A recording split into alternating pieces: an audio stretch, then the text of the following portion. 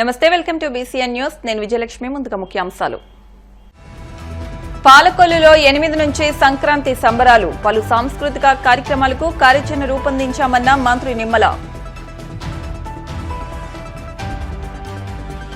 Plastic వల్ల కలిగే అనర్థాలపై విశాఖలో అవగాహన. చేతి సంచులు పంపిణీ చేసి ప్రజల్లో చైతన్యం తీసుకొచ్చిన మాజీ జేడీ లక్ష్మీనారాయణ.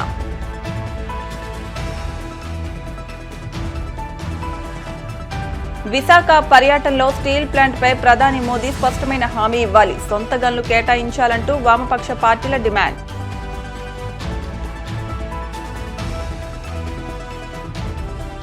పాలకొల్లులో వైభవంగా సత్యనారాయణ స్వామి గ్రామోత్సవం. స్వామిని దర్శించుకుని తరించిపోయిన భక్తజనం.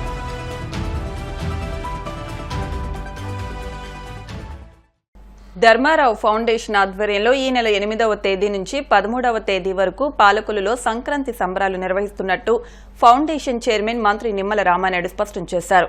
సంబరాల్లో భాగంగా మహిళలకు ముగ్గుల పోటీలు, జబర్దస్త్ టీంతో వివిధ సాంస్కృతిక కార్యక్రమాలు, ఎమ్మెల్యే కప్, వాలీబాల్ టోర్నమెంట్ పోటీలు నిర్వహిస్తున్నట్లు తెలిపారు. 11 సంవత్సరాల నుంచి ప్రతి ఏటా సంక్రాంతి సంబరాలు నిర్వహిస్తున్నట్లు తెలిపారు. భావితరాలకు తెలుగువారు సంస్కృతి సాంప్రదాయాలు తెలియజెప్పేలా ఈ కార్యక్రమాలు నిర్వహిస్తున్నట్లు తెలిపారు. వివిధ విభాగాల్లో ముగ్గులు పోటీలు నిర్వహించి బహుమతులు అందజేస్తామని తెలిపారు. ఈ కార్యక్రమంలో అనేక మంది నాయకులు, కార్యకర్తలు పాల్గొన్నారు. మన దేశంలో సంక్రాంతి పండుగకు ఒక విశిష్టత ఉంది. అటువంటి సంక్రాంతి పండుగకు స్వాగతం పలికేది ప్రతి ఇంటి ముందు కూడా అందమైనటువంటి రంగవల్లులతో. అటువంటి సంక్రాంతి, అటువంటి సంస్కృతి సాంప్రదాయాల్ని భవిష్యత్తు భావితరాల వారికి కూడా అందజేయాలనేటువంటి ఉద్దేశంతో ధర్మారావు ఫౌండేషన్ ద్వారా ఆ రోజు 2014లో మొదటిసారి శాసనసభ్యుడిగా నేను గెలిచినప్పటి నుంచి ఈ రోజు వరకు కూడా గత 11 సంవత్సరాలుగా ప్రతి సంవత్సరం కూడా క్రమం తప్పకుండా పెద్ద ఎత్తున సంక్రాంతి సంబరాలను మన పాలకొల్లు నియోజకవర్గంలో నిర్వహిస్తూ ఉన్నాం. అందులో భాగంగా అందమైనటువంటి రంగవల్లులు ఏదైతే ముగ్గుల పోటీలకు సంబంధించి కూడా గ్రామ స్థాయి నుంచి నిర్వహిస్తూ మండల స్థాయిలోను నియోజకవర్గ స్థాయిలోనూ కూడా నిర్వహించి వాళ్ళకి పెద్ద ఎత్తున బహుమతులు కూడా ఏదైతే యొక్క మండల స్థాయిలో నిర్వహించేటువంటి ముగ్గుల పోటీలకు 8వ తేదీన పాలకొల్లు పట్టణం శ్రీనివాస డైలెక్స్ రోడ్డు వద్ద, 9వ తేదీన ఎలమెంచిలి మండలం జడ్పీ హై స్కూలు ప్రాంగణం నందు, 10వ తేదీన మన పాలకొల్లు మండలం సుబ్రహ్మణ్యేశ్వర స్వామి లంకలకోడేరు దేవాలయం ఆ యొక్క ప్రాంగణం నందు, అదేవిధంగా 11వ తేదీన పోడూరు మండలం జున్నూరు గ్రామం మన దేవళ్ళ ప్రసాద్ గారు ఇంటి సమీపం నందు ఇట్లా పెద్ద ఎత్తున గ్రామస్థాయి అనంతరం మండల స్థాయి మరి యొక్క ముగ్గుల పోటీలను నిర్వహించి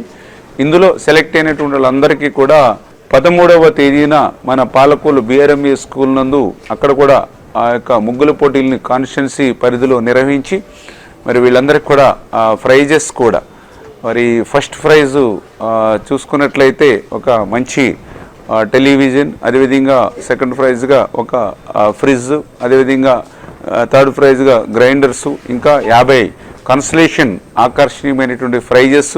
పార్టిసిపేషన్ ఎవరైతే చేశారో ప్రతి పార్టిసిపెంట్కి కూడా ప్రైజ్ ఉండేటువంటి విధంగా వాళ్ళని కూడా ఎంకరేజ్ చేయాలనే ఉద్దేశంతో ఇంత పెద్ద ఎత్తున ముగ్గుల పోటీలు నిర్వహిస్తున్న విషయాన్ని సందర్భంగా తెలియజేసుకుంటూ, యువత ఇటువంటి వైపుకు మరలకుండా నియంత్రించగలిగేటువంటి శక్తి క్రీడలకు మాత్రమే ఉంది కాబట్టి అటువంటి క్రీడలను ప్రోత్సహించాలని, అందులో భాగంగా వాలీబాల్ అంటే పాలకొల్లుకి బాగా విశిష్టత ఉంది కాబట్టి సౌత్ స్టేట్ లెవెల్ వాలీబాల్ టోర్నమెంట్ని కూడా ఈ సంక్రాంతిని పురస్కరించుకుని 11వ తేదీ నుంచి ప్రారంభమై 13వ తేదీ వరకు కూడా డే అండ్ నైట్ ఆ యొక్క టోర్నమెంట్ కూడా ఫ్లడ్ లైట్స్ వెలుగుల్లో కూడా నిర్వహిస్తున్నామనే విషయాన్ని కూడా ఈ సందర్భంగా తెలియజేసుకుంటూ ఆ ప్రైజ్ డిస్ట్రిబ్యూషన్ కూడా 13వ తేదీన ముగింపు ఉత్సవాలు పెద్ద ఎత్తున బిఆర్ఎం హై స్కూల్ గ్రౌండ్లో మరి హరిదాసు కీర్తనలు, గంగిరెద్దుల సన్నాయిలు, కమ్మనైన పిండి వంటలు, బొమ్మల కొలువులు, పల్లె వాతావరణం ఉట్టిపడేలా అడుగడుగునా కూడా ఎంతో ఆహ్లాదకరమైనటువంటి వాతావరణంలో పెద్ద ఎత్తున సాంస్కృతికమైనటువంటి కార్యక్రమాలతో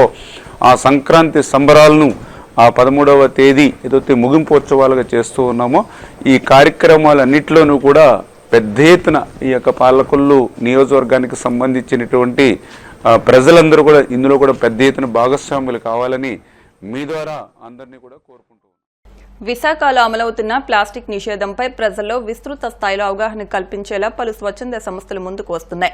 పర్యావరణ పరిరక్షణలో భాగంగా ప్లాస్టిక్ నియంత్రణపై జేడీ ఫౌండేషన్ జీవీఎంసీ సిబ్బందితో అక్కయ్యపాలెం రైతు బజార్ వద్ద ప్రజలను చైతన్యపరుస్తూ వారికి చేతి సంచులు పంపిణీ చేసి ప్లాస్టిక్ అనర్థాలపై అవగాహన కల్పించారు. ఈ కార్యక్రమంలో ముఖ్య అతిథిగా సీబీఐ మాజీ జేడీ లక్ష్మీనారాయణ పాల్గొని ప్లాస్టిక్ ని నిషేధించేందుకు ప్రజలు సహకరించాలని కోరారు. ప్లాస్టిక్ అన్నది చాలా ప్రధానంగా మనకు కనిపిస్తుంది. ఎందుకంటే ప్రపంచంలోని ప్లాస్టిక్ను దీన్ని ఆపాలి అన్న ప్రయత్నాలు చాలా జరుగుతున్నాయి. కానీ ప్రజల్లో ప్లాస్టిక్ అన్నది ఎంత వాడకం జరుగుతుందంటే దాన్ని విడిచిపెట్టాలంటే చాలా ఇబ్బందిగా ఉంది. కానీ అది మన జీవితానికి, మన భవిష్యత్తుకు ఇది చాలా ఎంతో హానికరమని వారికి చెప్పే ప్రయత్నాలు ప్రభుత్వాలు చేస్తున్నాయి. మాలాంటి సంస్థలు జాయింట్ ఫర్ డెవలప్మెంట్ ఫౌండేషన్ కూడా కలిసి ప్రయత్నిస్తున్నాయి. దీనివల్ల ఏమవుతుందంటే ప్లాస్టిక్ ఇది సుమారుగా 400 నుంచి 500 సంవత్సరాలు పడుతుంది ఇది నాశనం అవ్వాలి. కాబట్టి మీరు వాడి బయటపడేసిన ఈ ప్లాస్టిక్ అంతా ఏమవుతుందంటే వెళ్ళి భూమిలో పొరగా ఒకటి ఏర్పడి పైనుంచి వచ్చే నీళ్లు కూడా లోపలికి ఇంకకుండా కూడా ఇది ఒక పెద్ద లేయర్గా ఏర్పడి మన భూజలం ఏదైతే ఉంటుందో, గ్రౌండ్ వాటర్ ఏదైతే ఉంటుందో దాన్ని కూడా ప్రభావం చూపుతుంది. అందుకనే మీరు చూస్తే ఇప్పుడు పట్టణాల్లో సుమారుగా 300 నుంచి 1000 అడుగుల వరకు మనం బోర్ కోసం వెళ్లాల్సి వస్తుంది. కాబట్టి వీటన్నిటినీ కూడా మనం నిరోధించాలి. ప్లాస్టిక్ అన్నది హానికరం. ప్లాస్టిక్ వస్తువులు వాడడం వల్ల అది క్యాన్సర్ కూడా దారితీస్తుంది అన్నది ఒక డాక్టర్లు మాట్లాడుతున్నారు. కాబట్టి వీటన్నిటిని దృష్టిలో ఉంచుకొని ప్రజల్లో ఒక అవగాహన కల్పించి విధమైన సంచులు ఇవ్వడం ద్వారా వారిని ప్రోత్సహిస్తున్నారు. మీరు షాపుకి వెళ్ళినా, ఎక్కడికి వెళ్ళినా మీ స్కూటర్లో కానీ మీ కార్లలో కానీ ఇటువంటి గుడ్డ సంచులు ఉంచుకోండి. అక్కడ మీరు వెళ్ళి షాప్ వాళ్ళు ప్లాస్టిక్లో ఇస్తున్నా కూడా అది వద్దని చెప్పి ఇటువంటి సంచుల్లో క్లాత్ బ్యాగ్స్లో కనుక మీరు తీసుకొని వెళ్ళగలిగితే ఏమవుతుందండి, మిమ్మల్ని చూసి మీ పిల్లలు నేర్చుకుంటారు. ఒక అలవాటుగా ఇది మారిపోతుంది. కాబట్టి విశాఖపట్నంలో ఉన్న ప్రజలందరూ కూడా విశాఖ నెంబర్ 1 ప్లాస్టిక్ ఫ్రీ నగరంగా చేద్దామన్నది మన జీవీఎంసీ యొక్క సంకల్పం. ఆ జీవీఎంసీ కమిషనర్ గారు తర్వాత వారందరితో కలిసి మా ఫౌండేషన్ కూడా ముందుకు వచ్చి గోపాలపట్నం మరియు ఎన్ఏడి ఈ ప్రాంతాలలో ప్లాస్టిక్ రహిత విశాఖగా చేసే భాగంలో మేము దాని భాగస్వాములు అవుతున్నాం. కాబట్టి ఈ పరిసర ప్రాంతాల్లో మొత్తం విశాఖలో ఉన్న వారందరూ కూడా దీన్ని అనుసరించవలసిందిగా నేను మరీ కోరుతూ ఇటువంటి సంచుల్ని మీ స్కూటర్లోనూ, బ్యాగుల్లోనూ, మీ కార్లలోనూ ఉంచండి. పిల్లలకు కూడా స్కూల్కి పంపించేటప్పుడు ప్లాస్టిక్ నీళ్ల బాటిల్ కాకుండా స్టీల్ బాటిల్స్ కనుక వాళ్ళకి ఇవ్వగలిగితే దీంట్లో విశాఖ ప్రజలందరూ కూడా సహకరించాలని మేము మనస్ఫూర్తిగా టీడీపీ రాష్ట్ర కార్యనిర్వహణ కార్యదర్శి పెద్దాపురం మాజీ మున్సిపల్ చైర్మన్ రాజా సూరిబాబురాజు జన్మదిన వేడుకలు ఘనంగా జరిగాయి. పెద్దాపురంలోని ఆయన స్వగృహంలో జరిగిన వేడుకలకు నియోజకవర్గం నలుమూలల నుంచి అభిమానులు తరలివచ్చి శుభాకాంక్షలు తెలియజేశారు. ఎమ్మెల్యే నిమ్మకాయల చినరాజప్ప, ఆయన తనయుడు నిమ్మకాయల రంగనాగ్, కౌడా చైర్మన్ తుమ్మల రామస్వామి తరలివచ్చి బర్త్డే కేక్ కట్ చేశారు. తరలివచ్చిన కూటమి నేతలు, అభిమానులతో రాజా సూరిబాబురాజు నివాసం సందడిగా మారింది.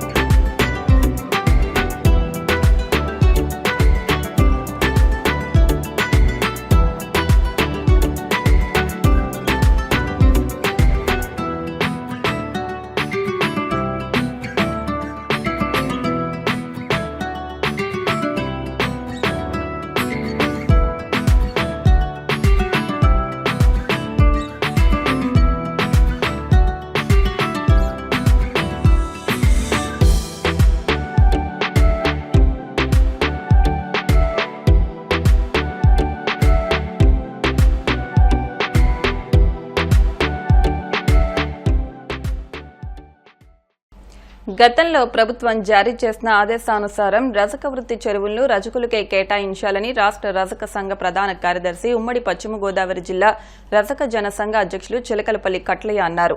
ఏలూరు జిల్లా పెదపాడు మండలం వట్లూరులో రజకుల చెరువు వద్ద నిర్వహించిన రజక సంఘ సమావేశంలో ఆయన ముఖ్య అతిథిగా పాల్గొని ప్రసంగించారు. రుణాల విషయంలో ఎన్డీఏ ప్రభుత్వం పూర్తి సహకారాలు అందించి రజకులను ఆదుకోవాలని కోరారు. దివంగత బుద్దారం గోపిరాజు, కోరింగ అప్పారావుల కృషి ఫలితంగా రజకులకు ఎంతో మేలు జరుగుతోందని అన్నారు. ప్రభుత్వ అధికారులతో పోరాడి రజకులకు అందించిన సేవలు మర్చిపోలేనివని అన్నారు. ఈ కార్యక్రమంలో జిల్లా రజక జనసంఘ జాయింట్ సెక్రటరీ కొమ్మంటి మురళి, శ్రీనివాసు, నాగరాజు, రమేష్తో పాటు పలువురు రజక సంఘ నాయకులు హాజరయ్యారు. ఈ వట్లూరు గ్రామానికి పెద్ద చరిత్ర ఉంది. ఈ 35 సంవత్సరాలు 45 సంవత్సరాల నుంచి ఉమ్మడి పశ్చిమ గోదావరి జిల్లాలో అనేక గ్రామాల వారు రజకులకు ప్రభుత్వ ఆదేశాల ప్రకారంగా చెరువులు వస్తున్నాయంటే ఈ వట్లూరు గ్రామంలో ఉండేటువంటి స్వర్గీయ బుద్దారపు గోపురాజు గారు అదేవిధంగా కోరంగ అప్పారావు గారు భిక్షాన్ని నేను అనుకున్నాను. ప్రథమంగా ఫస్ట్ సంఘాన్ని స్థాపించి సహాయం చేయాలి, ప్రభుత్వ ఆదేశాల ప్రకారంగా వీళ్ళకి చెరువులు ఇప్పించాలని పోరాడిన యోధులు స్వర్గీయ బుద్దారపు గోపురాజు గారు, కోరంగ అప్పారావు గారు వీరే స్టార్ట్ చేశారు. అయితే బుద్దారపు గోపురాజు గారు అనేక గ్రామాలు పర్యటించడం, అప్పారావు గారు పర్యటించడం, సహాయం చేశారు. ఈ శ్రీ గోపురాజు గారు ఉంటుండగా ఈ సంఘం చాలా చాకచక్యంగా బ్రహ్మాండంగా నడవటం, ఆయన కూడా జిల్లా సంఘానికి 2 రోజులకి ఒకసారి 3 రోజులకు ఒకసారి రావటం, ఆ జిల్లా సంఘం బిల్డింగ్కి ఎన్నో కృషి చేయడం కూడా చేశారు. తర్వాత ఈ సంఘాన్ని నడిపించే నాదుడు లేక సంఘం కుంటుపడిపోయింది. అయితే అప్పటి నుంచి చేస్తూ వస్తున్నారు కానీ సరైన రీతిలో ఈ సంఘాన్ని నడిపించేవారు లేక ఈ సంఘం కొంచెం కుంటుపడటం దురదృష్టకరమైన విషయంగా భావిస్తున్నాను. ముఖ్యంగా రాష్ట్ర ప్రభుత్వం రజకుల సంక్షేమం గురించి అనేక జీవోలు ఇచ్చినప్పటికీ కూడా ఆ జీవోలను క్రింది స్థాయి అధికారులు అమలుపరచనందువల్ల అనేక గ్రామాల రజక వృత్తిదారులు తీవ్రమైన ఇబ్బందులు పడుతున్నారు.